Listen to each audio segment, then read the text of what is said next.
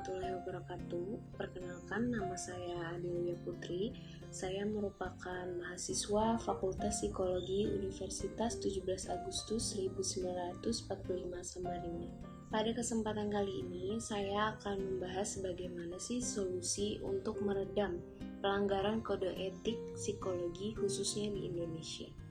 Pertama-tama, saya akan membahas kenapa sih kode etik itu sangat diperlukan oleh mahasiswa, ilmuwan psikologi, dan psikolog. Sebenarnya, mahasiswa atau ilmuwan psikologi, bahkan psikolog yang tergabung dalam HIMSI atau yang kita ketahui adalah Himpunan Psikologi Indonesia, telah berupaya sangat keras untuk membenahi ilmu psikologi di Indonesia agar lebih maju. Hal ini disadari karena ilmu psikologi dianggap memiliki peran yang penting dalam berbagai aspek kehidupan. Namun, di sisi lain ternyata ilmu psikologi juga memiliki banyak kekurangan sehingga menyebabkan hal yang fatal jika tidak mendapat perhatian dari pemerintah.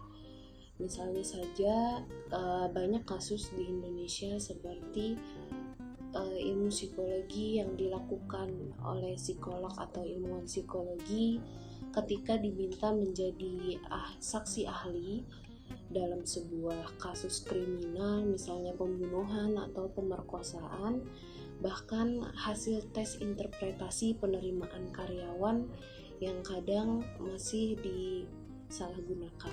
Hal inilah yang membuat profesi psikologi agak keropos karena tidak adanya aturan hukum yang mengatur tentang profesi psikologi di Indonesia.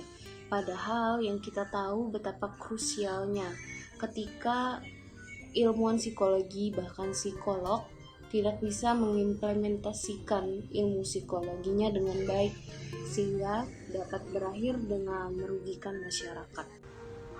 Dapat dibayangkan jika seorang ilmuwan psikologi bahkan psikolog yang ditempatkan menjadi saksi ahli untuk sebuah kasus kriminal seperti pemerkosaan atau pembunuhan, bahkan seleksi karyawan pada sebuah perusahaan dan melakukan manipulasi hasil tes seleksi atau melakukan pelanggaran kode etik profesionalitasan. Jika sudah seperti itu, tentunya tidak ada satupun lembaga yang dapat memberikan sanksi hukuman terhadap pelanggaran tersebut. Bahkan HIMSI sekalipun tidak memiliki wewenang untuk menjatuhkan hukuman terhadap si pelanggar, kecuali sanksi moral berupa teguran secara lisan maupun tertulis secara kelembagaan. Namun jika ditelaah lebih dalam, bukankah hal yang sama pelanggaran kode etik profesional dengan malpraktek yang dilakukan oleh dokter, bahkan manipulasi fakta persidangan yang dilakukan oleh seorang advokat? Lalu berlanjut kepada pembahasan bagaimana sih solusi untuk meredam pelanggaran kode etik psikologi di Indonesia. Menyadari realitas penegakan etika keprofesian psikolog yang kropos, seharusnya tidak serta-merta melimpahkan semuanya kepada HIMSI. Walaupun HIMSI merupakan lembaga yang mewadahi ilmuwan psikologi bahkan psikolog, akan tetapi turut pula menjadi perhatian oleh institusi pendidikan dan pemerintah dalam memecahkan permasalahan ini. Bagi institusi pendidikan, seharusnya dapat membuat sebuah terobosan berupa vaksin pencegahan dini untuk mencegah terjadinya potensi pelanggaran etika oleh ilmuwan psikologi bahkan psikolog.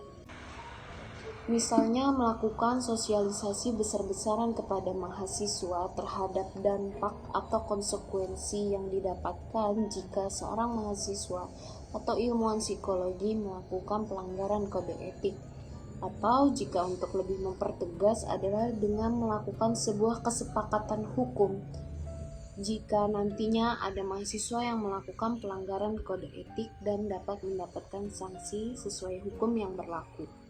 Teruntuk pemerintah dapat melakukan tindakan konkret seperti mendesak DPR RI untuk segera mengesahkan rancangan undang-undang profesi psikologi. agar penegakan pelanggaran kode etik psikologi dapat ditindak secara hukum. Sekian pembahasan yang dapat saya berikan pada kesempatan kali ini. Semoga bermanfaat dan Assalamualaikum warahmatullahi wabarakatuh.